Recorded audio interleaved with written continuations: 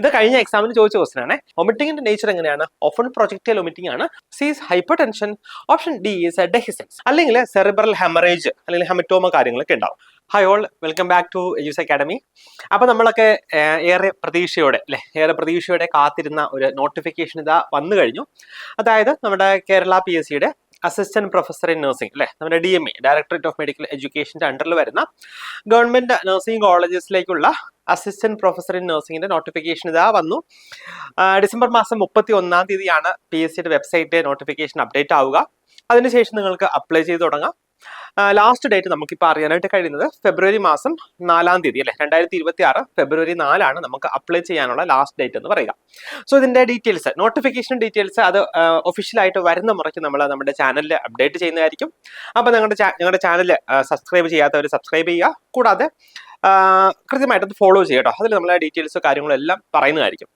അപ്പൊ ഇതുവരെയും നമ്മുടെ പല കുട്ടികളും അല്ലെ, എസ്പെഷ്യലി ഇപ്പൊ നഴ്സിംഗ് ഒക്കെ MSc നഴ്സിംഗ് കഴിഞ്ഞവരുടെയൊക്കെ ഒരു ഡ്രീം പോസ്റ്റ് ആണ് ഈ അസിസ്റ്റന്റ് പ്രൊഫസർ ഇൻ നഴ്സിംഗ് എന്ന് പറയുക അല്ലെ. അപ്പം നമ്മൾ പഠിക്കുന്നത് തന്നെ, ഈവൻ നമ്മൾ BSc പഠിക്കുന്നു, അതിനുശേഷം MSc ഒക്കെ പഠിക്കുന്നതിന് വേണ്ടിയാണ്. ഈ ഒരു പോസ്റ്റ് മാത്രം സ്വപ്നം കണ്ടിട്ടാണ് നമ്മൾ MSc നഴ്സിംഗ് ഒക്കെ ചെയ്യുക അല്ലെ. അപ്പൊ അതുകൊണ്ട് തന്നെ ഇത് അത്യാവശ്യം ഡിമാൻഡ് ഉള്ള ഒരു പോസ്റ്റ് ആണ്. സോ ഡിമാൻഡ് ഉള്ള പോസ്റ്റ് ആകുമ്പോഴത്തേക്ക് യൂഷ്വലി കോമ്പറ്റീഷൻ അതനുസരിച്ച് ഉണ്ടാവും അല്ലെ. അപ്പൊ കോമ്പറ്റീഷൻ അതനുസരിച്ച് ഉണ്ടാകുമ്പോൾ നമുക്ക് എങ്ങനെ അതിൽ എക്സൽ ചെയ്യാം എന്ന് വെച്ച് കഴിഞ്ഞാൽ കൃത്യമായിട്ടുള്ള ഒരു സ്റ്റഡി സ്ട്രാറ്റജി ഉണ്ടാകണം, കൃത്യമായിട്ടുള്ള ഒരു ടൈം ടേബിൾ ഉണ്ടാകണം, കൂടാതെ സിലബസ് നമ്മൾ കൃത്യമായിട്ട് അറിഞ്ഞിരിക്കണം, സിലബസിനെ കുറിച്ചുള്ള ഒരു ഗ്രാഹ്യം, അതുകൂടാതെ പ്രീവിയസ് എക്സാമിന് എങ്ങനെയൊക്കെയാണ് ചോദിച്ചത്, ഇങ്ങനെയുള്ള കാര്യങ്ങളൊക്കെ നമ്മൾ അറിഞ്ഞിരിക്കണം. ഇതൊക്കെ നമ്മൾ അറിഞ്ഞതിന് ശേഷം കൃത്യമായിട്ടുള്ള സ്റ്റഡി സ്ട്രാറ്റജിയിലൂടെ പഠിച്ചു കഴിഞ്ഞാൽ നമുക്ക് ഉറപ്പായിട്ട് ഈ എക്സാം വളരെ സുന്ദരമായിട്ട് നമുക്ക് പാസ്സാകാൻ കഴിയും. നിങ്ങൾക്കറിയാം, ജസ്റ്റ് എക്സാം ഒന്ന് പാസ്സായാൽ മാത്രം പോരാ, റാങ്ക് ലിസ്റ്റില് മുകളിലേക്ക് വരണം അല്ലെ. അതായത് നല്ല റാങ്ക് കിട്ടിയെങ്കിൽ മാത്രമേ നമുക്ക് ഈ ഒരു ജോലിയും ലഭിക്കത്തുള്ളൂ.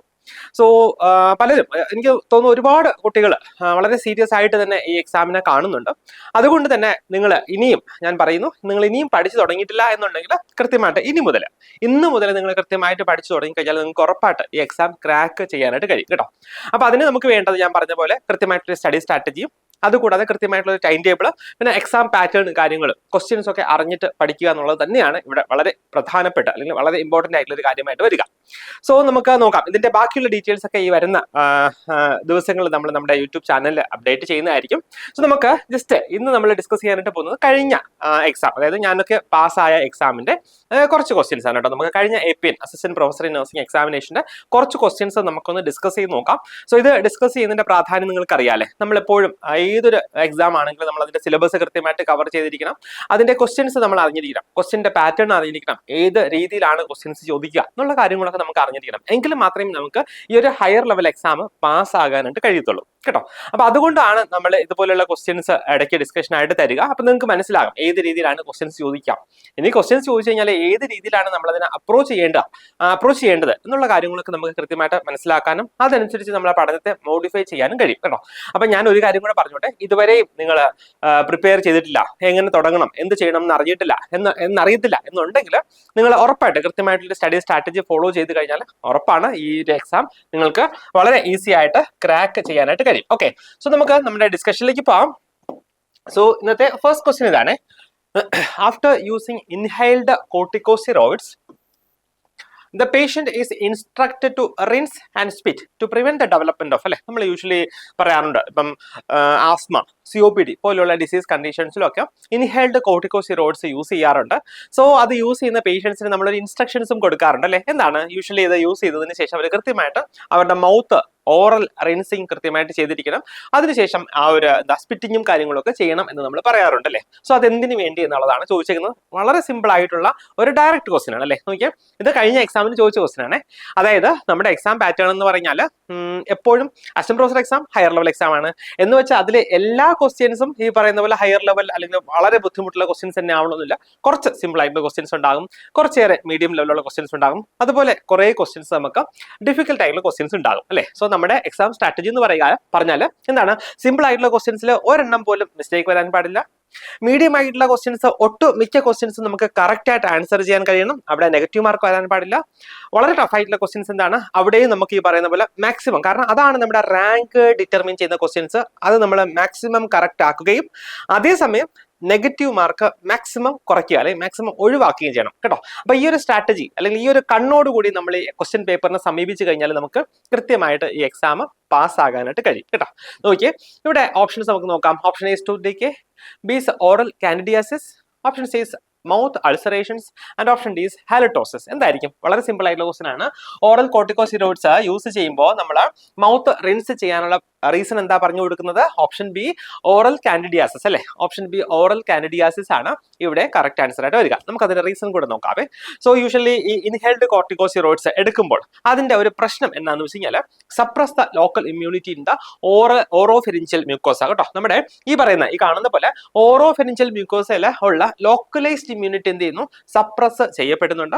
അതിന്റെ കാരണം എന്താണെന്ന് വെച്ച് കഴിഞ്ഞാൽ residual steroid particles R deposited in the mouth അല്ലെ. നമ്മൾ ഈ പറയുന്ന ഇൻഹേൽഡ് കോർട്ടിക്കോസ്റ്റിറോയിഡ്സ് എടുക്കുമ്പോഴത്തേക്ക് അതിന്റെ റെസിഡ്വൽ ആയിട്ടുള്ള സ്റ്റിറോയിഡ് പാർട്ടിക്കിൾസ് നമ്മുടെ ഓറൽ ക്യാവിറ്റിയിൽ ഡെപ്പോസിറ്റ് ആകാനുള്ള സാധ്യതയുണ്ട്. അതെന്ത് ചെയ്യും? അത് നമ്മുടെ ലോക്കൽ ഇമ്മ്യൂൺ റെസ്പോൺസിനെ സപ്രസ് ചെയ്യുകയും അതിന്റെ ഫലമായിട്ട് promotes over growth of Candida albicans കേട്ടോ. ഫംഗൽ ഗ്രോത്ത് പോലെയുള്ള കാൻഡിഡ ആൽബിക്കൻസിന്റെ ഓവർ ഗ്രോത്തിനെ ഇത് പ്രൊമോട്ട് ചെയ്യും. അതുകൊണ്ടാണ് യൂഷ്വലി കാൻഡിഡിയാസിസ് ഉണ്ടാകുക. സോ ഇത് എങ്ങനെയാണ് മാനിഫെസ്റ്റ് ചെയ്യപ്പെടുക? Results in white patches, soreness, burning sensation and altered taste in the patient കേട്ടോ. പേഷ്യന്റ് വൈറ്റ് പാച്ചസ് ഓറൽ ഉണ്ടാകും, സോർനെസ്, പിന്നെ burning sensation, altered taste perception കാര്യങ്ങളൊക്കെ ഓറൽ ക്യാവിറ്റിയിൽ ഉണ്ടാകും കേട്ടോ. അപ്പൊ നമുക്കിത് എങ്ങനെ പ്രിവെന്റ് ചെയ്യാം? Rinsing and spitting after inhaled corticosteroids prevent oral candidiasis. ഇത് വളരെ ഇമ്പോർട്ടന്റ് ആയിട്ടുള്ള ഒരു കാര്യമാണ് കേട്ടോ. നെക്സ്റ്റ് ക്വസ്റ്റിലേക്ക് പോകാം. ഇത് നമ്മുടെ CNS അല്ലെ, ന്യൂറോയിൽ നിന്നുള്ള ക്വസ്റ്റൻ ആണ്. നോക്കിയേ, sensitive sign of increased ICP അല്ലെ. നമ്മുടെ ഇൻക്രീസ്ഡ് ഇൻട്രാക്രേനിയൽ പ്രഷറിന്റെ ഒരു സെൻസിറ്റീവ് ആയിട്ടുള്ള സൈൻ എന്താണ് എന്ന് ചോദിച്ചിരിക്കുന്നത്. നോക്കിയേ, option A is respiratory depression, B is pupillary changes, C is change in level of consciousness, option D is position changes. എന്തായിരിക്കാം ഈ പറയുന്ന ഇൻക്രീസ് ICP? നമുക്കറിയാം അല്ലെ, ഇൻട്രാക്രേനിയൽ പ്രഷർ നോർമലിൽ നിന്ന് കൂടുന്നു അല്ലെ. അതാണ് ഇൻക്രീസ് ICP എന്ന് പറയുക. ഒരു ഡേഞ്ചറസ് ആയിട്ടുള്ള ഡിസീസ് കണ്ടീഷൻ ആണ്. അതിന്റെ ഒരു സെൻസിറ്റീവ് ആയിട്ടുള്ള സൈൻ അല്ലെങ്കിൽ ഇവിടെ നിന്ന് സാധാരണ ക്വസ്റ്റ്യൻ ചോദിക്കാറുണ്ട്, ഞാൻ എപ്പോഴും ക്ലാസ്സിൽ പറയാറുണ്ട് അല്ലെ, അതിന്റെ ഒരു ഏർലി സൈൻ അല്ലെങ്കിൽ സെൻസിറ്റീവ് സൈൻ എന്നൊക്കെ ചോദിച്ചെങ്കിൽ എന്തായിരിക്കും കറക്റ്റ് ആൻസർ ആയിട്ട് വരിക? അവിടെ വേറെ രണ്ട് പ്രാവശ്യം ചിന്തിക്കേണ്ട കാര്യമേ ഇല്ല അല്ലെ. സിമ്പിൾ ആയിട്ട് change in level of consciousness അല്ലെ. ഓപ്ഷൻ സി ആണ് കറക്റ്റ് ആൻസർ ആയിട്ട് വരിക. എന്താ? Change in level of consciousness of the patient കേട്ടോ. അപ്പൊ നോക്കിയാൽ the earliest and most sensitive indicator of increased ICP എന്ന് പറഞ്ഞാൽ എന്താണ്? Alteration in level of consciousness കേട്ടോ. അപ്പം അതുകൂടാതെ വേറെയും സിംറ്റംസ് ഉണ്ടാവും. എന്തൊക്കെയാണ്? ഒന്ന് headache, that is worse in the morning which will be aggravated by coughing or straining കേട്ടോ. പേഷ്യന്റ് കോഫ് ചെയ്യുന്നു, പേഷ്യന്റ് സ്ട്രെയിൻ ചെയ്യുന്നു, അപ്പൊ എന്ത് ചെയ്യും? ഹെഡേക്ക് അഗ്രവേറ്റ് ചെയ്യാം. കൂടാതെ ഒമിറ്റിംഗിന്റെ നേച്ചർ എങ്ങനെയാണ്? ഓഫൺ പ്രൊജക്ടൈൽ ഒമിറ്റിംഗ് ആണ് വിത്തൗട്ട് നോസിയ പേഷ്യന്റ് ഉണ്ടാവില്ല, പക്ഷെ പ്രൊജക്ടൈൽ ഒമിറ്റിംഗ് ഉണ്ടാകാം. പിന്നെ ബ്ലഡ് വിഷൻ, പാപ്പിൽ എഡിമ പോലെയുള്ള സിംറ്റംസ് പേഷ്യന്റ് എക്സിബിറ്റ് ചെയ്യും. അപ്പം ഈ ഇൻക്രീസ്ഡ് ICP പറയുമ്പോൾ നമുക്ക് ഈ ഒരു സംഗതി പറയാണ്ട് പോകാൻ പറ്റില്ല അല്ലെ. നോക്കിയേ, എന്താണ്? Cushing's triad. അപ്പം ഈ കുഷിംഗ്സ് ട്രയാഡിനെ കുറിച്ച് പറയുമ്പോൾ ഇത് ബേസിക്കലി ഒരു ലേറ്റ് ആയിട്ടുള്ള ഒരു മാനിഫെസ്റ്റേഷൻ ആയിട്ടാണ് വരിക കേട്ടോ. അതായത് നമ്മുടെ ബോഡിയുടെ കോമ്പൻസേറ്ററി മെക്കാനിസം ഒക്കെ ഒന്ന് ഫെയിൽ ആകുമ്പോൾ ലേറ്റ് ആയിട്ട് വരുന്ന ഒരു മെക്കാനിസം ആയിട്ടാണ് ഈ കുഷിംഗ്സ് ട്രയാഡ് നമുക്ക് എക്സ്പ്ലെയിൻ ചെയ്യാനായിട്ട് കഴിയുക. സോ ഇവിടെ നിന്നും ക്വസ്റ്റ്യൻ ചോദിക്കാം. നോക്കിയാൽ കുഷിംഗ്സ് ട്രയാഡ് എന്ന് പറയുമ്പോൾ അവിടെ 3 സിംറ്റംസ് നമുക്ക് കാണാനായിട്ട് കഴിയും. First one is elevated systolic BP with wide and pulse pressure. നമുക്കറിയാം എന്താണ് പൾസ് പ്രഷർ എന്ന് പറയുക. Pulse pressure means the difference between the systolic BP and the diastolic BP അല്ലെ. Systolic BP minus diastolic BP ആണ് നമ്മൾ എന്ത് പറയുക? നമ്മള് പൾസ് പ്രഷർ എന്ന് പറയുക. അപ്പൊ ഇവിടെ സിസ്റ്റോളിക് BP ഇവിടെ എലിവേറ്റ് ചെയ്യപ്പെടും കേട്ടോ. അപ്പൊ സിസ്റ്റോളിക് BP എലിവേറ്റ് ചെയ്യപ്പെടും. അതേസമയം വിത്ത് വൈഡൻഡ് പൾസ് പ്രഷർ എന്ന് പറഞ്ഞ എന്താ സംഗതി? ഡയാസ്റ്റോളിക് BP വലിയ മാറ്റം വരുന്നില്ല അല്ലെങ്കിൽ വലിയ ചേഞ്ച് വരുന്നില്ല. അതായത് സപ്പോസ് നോക്കിയേ, ഒരു 120/80 BP ഉണ്ടായിരുന്ന ഒരു patient may be in this questions triad his BP will be changed or elevated to 180/90 കേട്ടോ. ഇങ്ങനെ വരാം. അതായത് സിസ്റ്റോളിക് BP വല്ലാണ്ട് കൂടുകയും ഡയാസ്റ്റോളിക് BP ഒന്നുകിൽ അൺചേഞ്ച്ഡ് ആയിട്ട് നിൽക്കുക അല്ലെങ്കിൽ വളരെ ചെറിയൊരു വേരിയേഷൻ മാത്രം ഉണ്ടാവുകയാണെങ്കിൽ അതിനെയാണ് നമ്മൾ എന്ത് പറയുക? വൈഡൻഡ് പൾസ് പ്രഷർ എന്ന് പറയുക. അതിന്റെ റീസൺ പറഞ്ഞുതരാവേ. അതുകൂടാതെ ഡിക്രീസ്ഡ് ഹാർട്ട് റേറ്റ് അല്ലെങ്കിൽ കാർഡിയ പേഷ്യൻസിന് ഉണ്ടാകും. പിന്നെ ഡിക്രീസ്ഡ് റെസ്പിറേറ്ററി റേറ്റ് അല്ലെങ്കിൽ ഇറഗുലർ റെസ്പിറേഷൻ എന്നാണ് പറയുക. എസ്പെഷ്യലി ചെയിൻ സ്റ്റോക്ക് റെസ്പിറേഷൻ കേട്ടോ. പേഷ്യന്റിന് ചെയിൻ സ്റ്റോക്ക് റെസ്പിറേഷൻ ഉണ്ടാവും കേട്ടോ. ചെയിൻ സ്റ്റോക്സ് റെസ്പിറേഷൻ പേഷ്യന്റിന് ഉണ്ടാകും. സോ ഇതാണ് ബേസിക്കലി കുഷിംഗ്സ് ട്രയാഡ് എന്ന് പറയുക. സോ ഇത് ഉണ്ടാകുന്നതിന്റെ റീസൺ എന്താണെന്ന് വെച്ച് കഴിഞ്ഞാൽ യൂഷ്വലി ഇൻക്രീസ്ഡ് ICP അല്ലെ. ഇൻക്രീസ് ICP ഉണ്ടാകുന്നതിന്റെ റീസൺ എന്താണെന്ന് വെച്ച് കഴിഞ്ഞാൽ ഒന്നുകിൽ പേഷ്യന്റ് സെറിബ്രൽ എഡിമ ഉണ്ടാകും അല്ലെങ്കിൽ സെറിബ്രൽ ഹെമറേജ് അല്ലെങ്കിൽ ഹെമറ്റോമ കാര്യങ്ങളൊക്കെ ഉണ്ടാവും. സോ അങ്ങനെ വന്നു കഴിഞ്ഞാൽ ബ്രെയിനിലേക്ക് ബ്ലഡ് സപ്ലൈ കുറയുന്നു അല്ലെ. ബ്രെയിനിലേക്ക് ബ്ലഡ് സപ്ലൈ കുറയുമ്പോഴത്തേക്കും നമ്മുടെ കരോട്ടിഡ് ബോഡീസ് അല്ലെ, അതായത് നമ്മുടെ അയോട്ടിക് ആർച്ചിലുള്ള കരോട്ടിഡ് ബോഡീസ് സെൻസിറ്റൈസ് ചെയ്യുകയും അതിന്റെ ഫലമായിട്ട് സിസ്റ്റോൾ ബി പി എലിവേറ്റ് ചെയ്യും കേട്ടോ. അപ്പൊ സിസ്റ്റോൾ ബി പി അവിടെ എലിവേറ്റ് ചെയ്തു. സോ ഈ സിസ്റ്റോൾ ബി പി എലിവേറ്റ് ചെയ്യുന്ന എന്തിനാണ്? സെറിബ്രൽ പെർഫ്യൂഷൻ കൂട്ടാൻ വേണ്ടിയാണ് സിസ്റ്റോളിക് ബി പി എലിവേറ്റ് ചെയ്യുക.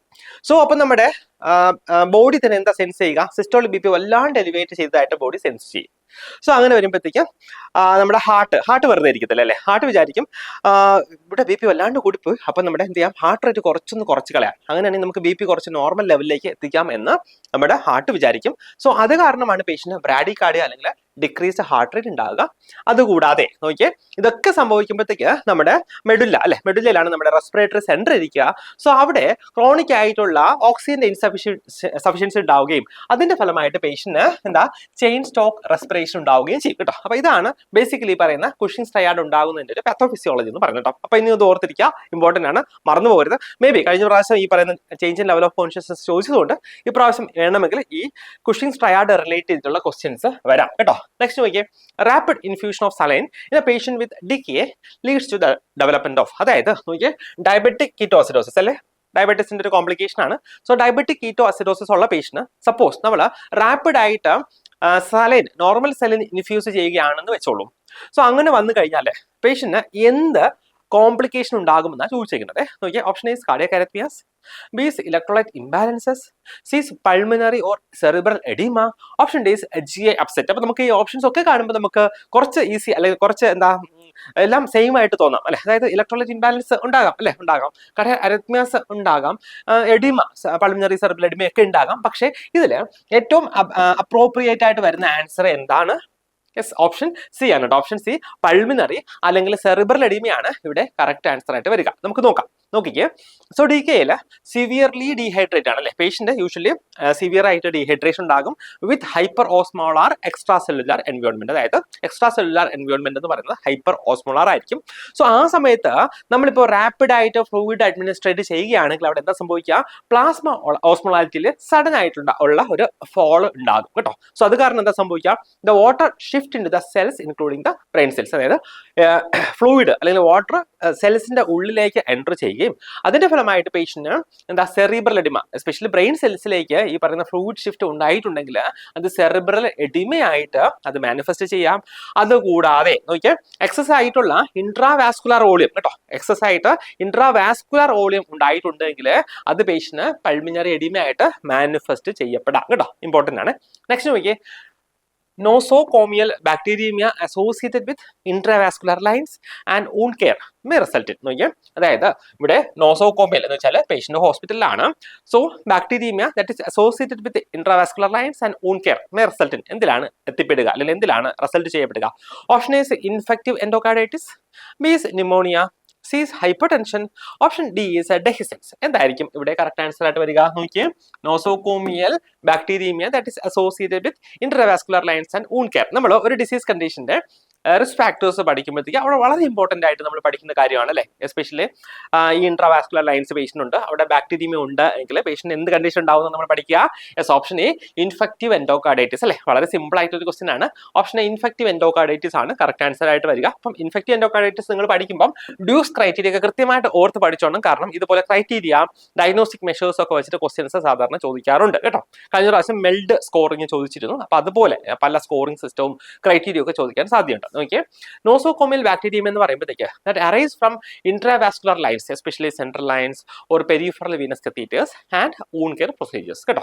അപ്പൊ നോക്കിയാൽ persistent bacteraemia increases the risk of vegetation formation on the valves അല്ലേ. അതായത് പേഷ്യന്റ് സപ്പോസ് നോക്കിയാൽ പെർസിസ്റ്റന്റ് ആയിട്ട് ബാക്ടീരിയമ ഉണ്ട് എങ്കിൽ അതെന്താണ്, അവിടെ ഈ വാൽസിൽ വെജിറ്റേഷൻ ഫോം ചെയ്യാനുള്ള സാധ്യത ഉണ്ടാകും. സോ ഈ വെജിറ്റേഷൻ ഫോം ചെയ്യുന്നത് കൊണ്ടാണ് പേഷ്യന്റിന് യൂഷ്വലി എൻഡോകാർഡൈറ്റിസ് കേട്ടോ, പേഷ്യന്റിന് യൂഷ്വലി എൻഡോകാർഡൈറ്റിസ് ഉണ്ടാവുക. സോ ഇവിടെ ഇൻവോൾവ് ആയിരിക്കുന്ന കോമൺ ഓർഗാനിസംസ് എന്താണെന്ന് ചോദിച്ചു കഴിഞ്ഞാൽ നോക്കിയാൽ സ്റ്റാഫോറിയസ് അല്ലെ, സ്റ്റഫൈലോകോക്കസ് ഓറിയസ്, അതുകൂടാതെ കൊയാഗുലസ് നെഗറ്റീവ് സ്റ്റഫൈലോകോക്കൈ, കൂടാതെ എൻഡ്രോകോക്കൈ കേട്ടോ. ഇതൊക്കെ യൂഷ്വലി എന്ത് ചെയ്യും, നമ്മുടെ കാർഡിയാക് വാൽവ്സിൽ കോളനൈസ് ചെയ്യുകയും അതിന്റെ ഫലമായിട്ട് വെജിറ്റേഷൻ ഫോർമേഷൻ ഉണ്ടാകുകയും ഈ പറയുന്ന പോലെ ഇൻഫെക്റ്റീവ് എൻഡോകാർഡൈറ്റിസിലേക്ക് പേഷ്യന്റ് എത്തിപ്പെടാനും സാധ്യതയുണ്ട്. നെക്സ്റ്റ് നോക്കിയാൽ അടുത്തൊരു ക്വസ്റ്റൻ ആണ്, sudden intense mid epigastric pain that is radiating to right shoulder may indicate. നോക്കിയേ, sudden intense mid epigastric pain that is radiating to right shoulder. കേട്ടോ, പേഷ്യന്റ് മിഡ് എപ്പിഗാസ്ട്രിക് പെയിൻ ആണ്, പക്ഷെ എന്ത് ചെയ്യുന്നു, അത് റൈറ്റ് ഷോൾഡറിലേക്ക് റേഡിയേറ്റ് ചെയ്യുന്നു. അത് എന്തിനെ ഇൻഡിക്കേറ്റ് ചെയ്യുക, ഇമ്പോർട്ടന്റ് ആണ്. Okay, option is സ്ട്രാങ്കുലേറ്റഡ് hernia, B is GERD, gastroesophageal reflux disease. Option C is gastric outlet obstruction. Option D is ulcer perforation. എന്താ കറക്റ്റ് ആൻസർ ആയിട്ട് വരിക, എന്തായിരിക്കാം കറക്റ്റ് ആൻസർ ആയിട്ട് വരിക? അതായത് പേഷ്യന്റ് മിഡ് എപ്പിഗാസ്ട്രിക് പെയിൻ ആണ്, അത് റൈറ്റ് ഷോൾഡറിലേക്ക് റേഡിയേറ്റ് ചെയ്യുന്നു. ഏത് കണ്ടീഷനിലായിരിക്കും? Yes, option D, ulcer perforation അല്ലേ, എസ്പെഷ്യലി പെപ്റ്റിക് അൾസറോ ഡിയോഡിനൽ അൾസറോ ഇങ്ങനെയൊക്കെ അൾസേഴ്സ് ഒക്കെ ഉണ്ട്, അതിന്റെ പെർഫറേഷൻ ഉണ്ടായിട്ടുണ്ടെങ്കിൽ യൂഷ്വലി പറയുന്ന പോലെ റെഫേർഡ് പെയിൻ പേഷ്യന്റ് ഉണ്ടാവും. നമുക്ക് നോക്കാവേ. നോക്കിയേ, perforated gastric or duodenal ulcer allows acidic gastric contents അല്ലേ. അതായത് പേഷ്യന്റ് സപ്പോസ് ഈ പറയുന്ന പോലെ പെർഫറേഷൻ ഗ്യാസ്ട്രിക് അൾസറിലോ ഡിയോഡിനൽ അൾസറിലോ ഒക്കെ പെർഫറേഷൻ ഉണ്ടായിട്ടുണ്ടെങ്കിൽ അവിടെ ഒരു അസിഡിക് ആയിട്ടുള്ള ഗ്യാസ്ട്രിക് കണ്ടന്റ് ആണ് പേഷ്യന്റ് ഉണ്ടാവുക. സോ ഇവിടെ എന്താ സംഭവിക്കുക, to spill into the peritoneal cavity, ഈ ഗ്യാസ്ട്രിക് കണ്ടൻസ് പെരിട്ടോണിയൽ ക്യാവിറ്റിയിലേക്ക് സ്പില്ല് ചെയ്യപ്പെടാം. അത് കാരണം പേഷ്യന്റ് കെമിക്കൽ പെരിട്ടോണൈറ്റിസ് ഉണ്ടാകാം. That will leading to sudden intense pain, patient പെട്ടെന്ന് ഉണ്ടാകുന്ന ഇന്റൻസ് ആയിട്ടുള്ള പെയിൻ ഉണ്ടാകാം. സോ ഇതിന് നമ്മൾ എന്താ പറയുക, ഇതിന് നമ്മൾ കേഴ്സ് സൈൻ എന്നാ പറയുക. എന്താണ് ഇതിന് നമ്മൾ നോക്കിയേ, കേഴ്സ് സൈൻ എന്നാണ് പറയുക. ഇമ്പോർട്ടന്റ് ആണ്. നോക്കിയേ, എന്താണ് diaphragmatic innervation by the phrenic nerve irritation. Especially ഈ പറയുന്ന പോലെ ഈ ഷോൾഡർ പെയിൻ ഉണ്ടാകാനുള്ള റീസൺ എന്താണ്, diaphragmatic innervation by the phrenic nerve ആണ്. സോ ഇവിടെ ഇൻവോൾവ് ചെയ്തിരിക്കുന്ന നെർവ് ഞാൻ പറഞ്ഞതുപോലെ ഫ്രെനിക് നെർവ് ആണ്. That arises from C3 to C5 കേട്ടോ. C3 C5 ലെവലിലാണ് യൂഷ്വലി ഫ്രെനിക് നെർവ് അറൈസ് ചെയ്യുക. അപ്പോൾ ഈ പറയുന്ന പോലെ C3 ഫ്രെനിക് നെർവ് എവിടെ നിന്ന് ഇന്നർവേറ്റ് ചെയ്യാം എന്ന് ചോദിക്കാം കേട്ടോ. അപ്പോൾ അത് C3 to C5 ആണ്. ഇത് സിംഗിൾ ഓപ്ഷൻ മാത്രമേ ഉള്ളൂ. നമുക്ക് C4 എന്നുള്ള ഓപ്ഷൻ ഉണ്ടെങ്കിൽ നമുക്ക് അതിനെയും പരിഗണിക്കാം കേട്ടോ. അപ്പോൾ ഇത് ഞാൻ പറഞ്ഞല്ലോ, കഴിഞ്ഞ പ്രീവിയസ് അസിസ്റ്റന്റ് പ്രൊഫസർ എക്സാമിന്റെ കുറച്ച് ക്വസ്റ്റ്യൻസ് ആണ് നമ്മൾ ഡിസ്കസ് ചെയ്തത്. അപ്പോൾ നിങ്ങൾക്ക് ആ ഒരു എക്സാമിന്റെ ക്വസ്റ്റ്യൻസിന്റെ ക്രൈറ്റീരിയ കാര്യങ്ങളൊക്കെ നിങ്ങൾക്ക് മനസ്സിലായിട്ടുണ്ടാവും. ഇതിന് മുന്നേ നമ്മൾ പല സീരീസ് ആയിട്ടും ഇതുപോലെ പ്രീവിയസ് ഇയർ ക്വസ്റ്റ്യൻസ് നമ്മൾ ഡിസ്കസ് ചെയ്തിരുന്നു. അപ്പോൾ ആ വീഡിയോസ് ഒക്കെ നിങ്ങളൊന്ന് കണ്ടു നോക്കുക. അപ്പോൾ നമുക്കറിയാം ഏത് രീതിയിലാണ് ക്വസ്റ്റ്യൻസ് ചോദിക്കുക എന്നുള്ളത്.